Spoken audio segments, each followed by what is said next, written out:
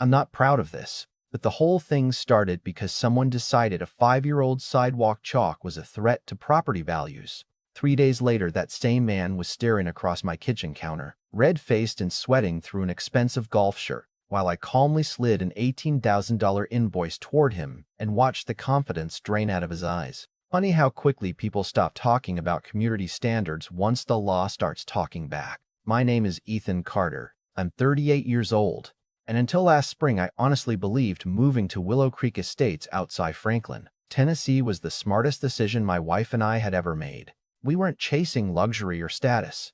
We just wanted a quiet neighborhood where our daughter Sophie could ride her little blue bike without us worrying every second, where evenings smelled like fresh-cut grass instead of traffic, where neighbors waved from their porches and actually meant it. I'm a civil engineer by trade, the kind of guy who notices storm drains before landscaping and reads county planning documents because, well, that's just how my brain works. My wife, Megan, likes to joke that I can't drive anywhere without critiquing the pavement. She's probably right. Sophie, though, couldn't have cared less about drainage systems or road grades. To her, the driveway was a giant blank canvas waiting for another masterpiece. Every afternoon, she'd grab a plastic bucket filled with chalk, sit cross-legged in the worn concrete, and cover the whole thing with hearts, butterflies, smiling suns, rainbow flowers, little stick figures holding hands. The first time she drew our family, she made me twice as tall as everyone else because, according to her, dads are supposed to be giants. I never had the heart to tell her she gave me purple hair. The drawings disappeared every time it rained, and honestly, that was part of the magic. They weren't permanent. They weren't vandalism. They were just childhood, the kind you don't realize you'll miss until it's gone. Most of our neighbors smiled when they walked by. Mrs. Lawson from across the street would stop and ask Sophie to explain every drawing like it was hanging in an art gallery. Even old Mr.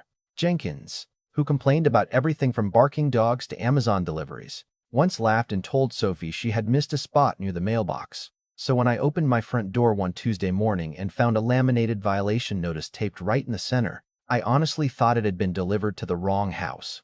I read it once, then twice, then a third time because surely nobody could be serious. $150 for unauthorized visual markings affecting neighborhood aesthetics. Another $100 because Sophie's bicycle had been left beside our garage for several hours instead of being stored inside. Total balance due, $250. I just stood there holding the paper while Sophie walked up beside me with a piece of pink chalk still in her hand and asked, "Daddy, am I in trouble?" That question hit harder than the fine ever could have. I looked down at her little face, suddenly worried she'd done something wrong, and I told her the truth. "No, sweetheart, you didn't do anything wrong." The problem was that someone else had. Later that afternoon, I drove over to the HOA office, a temporary building sitting beside the model homes at the front of the subdivision. That's where I met Grant Holloway face to face. Grant wasn't just the HOA president. He was also the developer who still owned dozens of unsold lots inside the neighborhood, which meant every house sale still put money directly into his pocket. He greeted me with one of those polished smiles people learn in expensive business seminars, the kind that disappears the second you disagree with them. I laid the violation notice on his desk and asked as calmly as I could, "You really fined a little girl for drawing with sidewalk chalk on her own driveway?" He leaned back in his leather chair like he'd answered that question 100 times already. "Mr. Carter, buyers pay premium prices for visual consistency. We have standards for a reason." I almost laughed because I thought he had to be joking. "Visual consistency?" I asked. "She's 5. He folded his hands together and shrugged. "Rules don't have birthdays." That sentence told me everything I needed to know about the man sitting across from me. He wasn't protecting a neighborhood. He was protecting inventory. Every flower Sophie drew represented, in his mind, one more distraction from a perfect sales brochure. I could have argued longer. I could have raised my voice like several homeowners already had before me. Instead, I simply nodded, folded the violation notice, slipped it into my pocket, thanked him for his time, and walked out. Megan knew that look on my face the second I came home. "You're being quiet," she said while setting dinner on the table. "That's usually when somebody should start worrying." I smiled just enough for her to notice. "I think Mr. Holloway made one very expensive mistake today." She raised an eyebrow. "You're not planning anything illegal, are you?" "No," I answered. "Just professional." What Grant Holloway didn't know was that while everyone else in Willow Creek noticed flower beds and freshly painted fences, I had spent months noticing something entirely different. Every heavy rain left standing water near the new construction at the north end of the subdivision. Garages flooded, curbs overflowed, water moved where it shouldn't. At first I assumed it was ordinary construction runoff, but engineers develop instincts after enough years in the field, and mine kept telling me the numbers didn't make sense. Standing in my driveway that evening, watching Sophie quietly erase one of her chalk hearts with her shoe because she thought maybe it would keep us out of trouble next time, I made a promise to myself. If Grant wanted to play by the rules, then we play by every single one of them. The next morning, I got to my office an hour earlier than usual, poured a cup of terrible coffee from the break room, and logged into the county planning portal before the rest of my team even arrived. Most people think engineering is all calculators and construction sites, but a surprising amount of the job is paperwork, permits, easements, inspection reports, drainage maps. Every decision leaves a paper trail if you know where to look. I wasn't searching because I wanted revenge. At least that's what I kept telling myself. I was searching because something had bothered me ever since the newest phase of Willow Creek went up. Every major storm sent water flowing toward the older homes instead of into the retention basin, exactly the way the original plans had intended. It wasn't dramatic enough to make the evening news, but it was enough that homeowners complained about soaked landscaping, flooded driveways, and garages taking on an inch or two of water after heavy rain. Most people blamed Mother Nature. Engineers learned to blame math first. I pulled the approved site plans, then the revisions, then every permit filed during the previous 2 years. About 45 minutes later, I stopped scrolling and leaned back in my chair. Well, that's interesting. My coworker Ryan looked over the divider. You talking to yourself again? Unfortunately, good news or bad news, I couldn't answer yet because I wasn't sure. I printed several drainage exhibits, highlighted a few measurements, then drove over to City Hall during lunch. The clerk behind the permit counter recognized me from previous infrastructure projects and smiled. Working instead of eating, she joked. Something like that. I asked for the construction files on the 12 newest homes at the north end of Willow Creek. She disappeared into the records room and returned with a stack of folders thick enough to use as a doorstop. 20 minutes later, I had my answer, or more accurately, I had 12 missing answers. The drainage permits weren't there because they had never been approved. The homes had building permits, electrical permits, plumbing inspections, framing approvals, everything except authorization to connect additional stormwater flow into the shared drainage system. I read every page twice because I couldn't believe someone would actually take that kind of risk. Then I remembered Grant Holloway wasn't just an HOA president. He was a developer racing to finish homes before interest rates climbed any higher. Every week those houses sat unfinished cost him money. Suddenly cutting corners made perfect financial sense, and also explained why the neighborhood kept flooding. That evening, I didn't tell Megan everything. I simply asked if she'd mind watching Sophie after dinner, because I wanted to walk the neighborhood before sunset. She smiled the way only a spouse can when they already know you're leaving something out. Take your camera, she said. I have a feeling you're going to need it. She wasn't wrong. For nearly 3 hours, I photographed every drainage inlet, every utility marker, every retaining wall, every fresh trench where landscaping hadn't fully grown back. I measured elevations with equipment I kept in my truck, documented pipe locations, compared grading to the approved engineering plans, and by the time darkness settled over Willow Creek, I had enough evidence to fill an entire project binder. The biggest surprise came behind one of the unfinished homes where fresh sod covered a strip of ground that looked just a little too perfect. Grass tells stories if you know how to read it. New sod settles differently above recently buried utilities. I checked the measurements against the subdivision plans and smiled despite myself. There it was, an unapproved storm line tied directly into the shared drainage easement. The next afternoon, I visited the county recorder's office for one last piece of the puzzle. Years earlier, when our section of Willow Creek had been developed, several homeowners had retained proportional ownership interests in the drainage easement crossing their properties, instead of transferring complete control to the developer. It wasn't unusual. Most people never even noticed the language buried inside their closing documents. I happened to remember mine because I actually read contracts before signing them. The clerk printed a certified copy of my deed, and there it was in plain English. Any future connection affecting the easement required written approval from all partial interest holders, including me. I actually laughed out loud in the parking lot, not because I enjoyed catching someone making a mistake, but because Grant had spent weeks lecturing families about following every tiny HOA rule while ignoring an actual legal requirement that could cost him hundreds of thousands of dollars. That Friday morning, I organized everything into a professional engineering report. No emotional language, no insults, just photographs, measurements, code references, hydraulic calculations, permit records, and documented easement ownership. 53 pages. Every conclusion backed by evidence. Then I emailed Grant with a subject line that simply read, "Engineering assessment regarding unauthorized drainage connections." I attached the report and hit send. 52 minutes later, my phone rang. "Ethan," Grant snapped before I could even say hello. "What exactly are you trying to pull?" I leaned back in my chair. "Good morning to you too. This report is ridiculous." "Which part?" Silence. "The part where you think you can interfere with my project." "I didn't interfere with anything. I documented what already exists." His voice became sharper. "You doing this over a chalk drawing?" I looked out my office window for several seconds before answering. "No, Grant.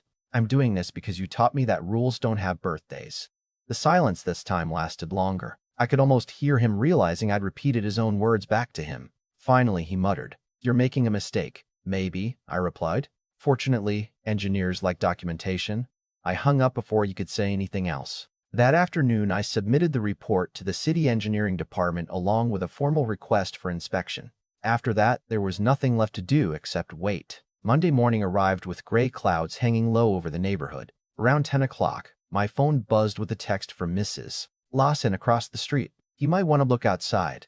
I walked onto my front porch and almost smiled. 3 city vehicles were parked beside the new construction. Inspectors wearing reflective vests moved from house to house carrying clipboards while construction crews stood around looking increasingly nervous. Within an hour, bright red stop-work notices appeared on every unfinished home. Nail guns fell silent. Cement trucks turned around before entering the subdivision. By lunchtime, rumors spread faster than the wind. One neighbor claimed someone had reported safety violations. Another insisted the developer had forgotten permits. Nobody seemed to know the full story except me, and probably Grant. Around 4 that afternoon, a black luxury SUV stopped in front of my house. Grant climbed out looking nothing like the polished executive I'd met inside the HOA office. His shirt was wrinkled, his tie was gone, and there were dark circles under his eyes that hadn't existed the week before.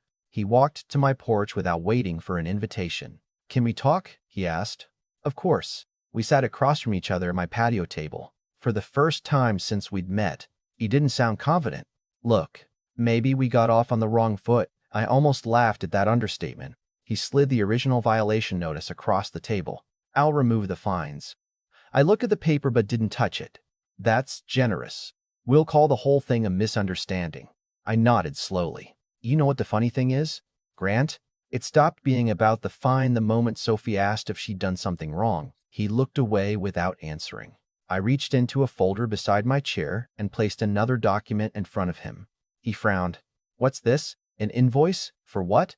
"Professional engineering assessment, site documentation, hydraulic analysis, and legal easement review." He flipped to the last page, and the color drained from his face. $18,000.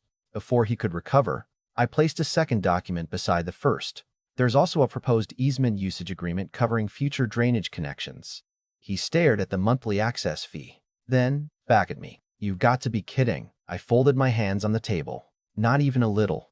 Grant stared at the paperwork for what felt like an entire minute, flipping between the invoice and the proposed easement agreement, as if the numbers might magically rearrange themselves into something he preferred. Then he let out a short laugh that wasn't amused so much as desperate. "This is extortion," he said, pushing both documents back toward me. "I didn't touch them." "No," I answered calmly. "Extortion is threatening someone with something you have no legal right to do. This is a professional assessment requested by circumstances you created, backed by documented engineering work and a property interest that's been sitting in my deed since the day I bought this house." He shook his head. "You're really willing to drag this out over a kid's chalk drawings?" I leaned forward just enough for him to realize I wasn't smiling anymore. "You're still asking the wrong question. This stopped being about chalk the moment you decided my daughter needed to learn that adults with power could bully her over something completely harmless." He opened his mouth, then closed it again because there wasn't much left to say. A few seconds later, he stood up, stuffed the papers under his arm, muttered, "You'll be hearing from my attorney," and walked back to his SUV. I watched him drive away without feeling victorious. If anything, I felt disappointed. I'd honestly hoped he'd admit he'd gone too far. Instead, he doubled down. 2 days later, his attorney sent exactly the kind of letter you'd expect from someone billing by the hour. Lots of bold type, lots of dramatic language about financial damages, interference with business operations, and potential litigation. It looked intimidating until you actually read it. The problem with threatening engineers is that we tend to answer emotional arguments with documentation. I replied with another package, certified copies of my deed, county easement records, every permit I'd obtained, every missing permit I hadn't, 87 photographs, time-stamped and organized, hydraulic calculations showing increased runoff, municipal code references, inspection summaries. I didn't write anything clever. My entire response fit on one page. Please review the attached supporting documentation before making any further legal claims. That was it. 3 days later, I got a call, not from the attorney, but from someone inside the city engineering office. "Mr. Carter," the inspector said, "we completed our field review this morning. Your findings were remarkably accurate." I laughed. "That's engineer language for, you were right, isn't it?" He chuckled. "Pretty much." The city ordered a complete review of the drainage infrastructure serving the new construction. Grant's company wasn't just facing delayed home sales anymore. They were looking at expensive corrective work before a single additional closing could happen. Word spread through Willow Creek faster than I ever expected. Neighbors who had barely spoken to one another suddenly gathered at mailboxes comparing stories about flooding, unexplained standing water, and conversations they'd had with construction crews months earlier. Mrs. Lawson baked cookies for my family. Mr. Jenkins, the same man who once complained about everything, walked over carrying a 6-pack of root beer and said, "I owe your little artist an apology." Turns out she wasn't the neighborhood problem after all. Sophie had absolutely no idea why everyone suddenly seemed so nice to her. She just smiled, offered him a purple piece of chalk, and asked if he wanted to help draw a dinosaur. About a week after our conversation on the porch, Grant knocked on my door again. This time he came alone. No expensive SUV, no attorney, no polished speech. He looked exhausted, like someone who hadn't slept in days. "Can we start over?" he asked quietly. We sat at the same patio table where everything had changed. He slid an envelope across to me. Inside was a cashier's check covering my engineering invoice in full, along with a signed agreement acknowledging future easement requirements. Then he handed me another document. It was a construction schedule committing his company to redesign and rebuild the neighborhood drainage system at a cost well into 6 figures before any additional homes would be sold. The city left me with 2 choices, he admitted: fix it, or watch the entire project collapse. I looked at him for a long moment before asking the only question that still mattered to me. "What about the families you've been finding?" He nodded slowly. "The board voted this morning to rescind every violation related to children's outdoor play. Chalk, bicycles, toys, all of it. And I asked because I knew there was more." He sighed. "We'll be rewriting the HOA standards." They got a little carried away. That was probably the closest thing to an apology I was ever going to get. A few evenings later, I came home from work just before sunset and found Sophie sitting exactly where she'd been the day all this started. She had her bucket of chalk beside her and both knees covered in bright pink dust. She looked up at me with the biggest smile. "Daddy, do you think it's okay if I draw today?" I looked down the street. A couple of neighbors were walking their dogs. Mrs. Lawson waved from her porch. Even Mr. Jenkins gave Sophie a thumbs up before disappearing into his garage. I smiled back at my daughter. "Sweetheart," I said, handing her another box of brand new chalk I'd picked up on the way home. "I think this driveway could use a little more color." She spent the next hour filling every inch of concrete with flowers, rainbows, hearts, and one very questionable-looking unicorn that she insisted was perfect. Nobody complained. Nobody photographed it. Nobody taped another notice to our front door. The rain washed everything away a few days later, just like it always had, but somehow it felt different. The drawings disappeared. The lesson didn't. Sometimes the loudest person in the room isn't the one with the most power.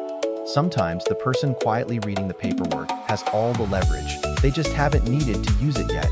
And I've wondered ever since whether things would have turned out differently if Grant had simply smiled at a little girl drawing hearts instead of trying to fine her for being a kid. So, Now I'm curious what you think. Did I go too far? Or was it the only way to stand up to someone abusing their authority?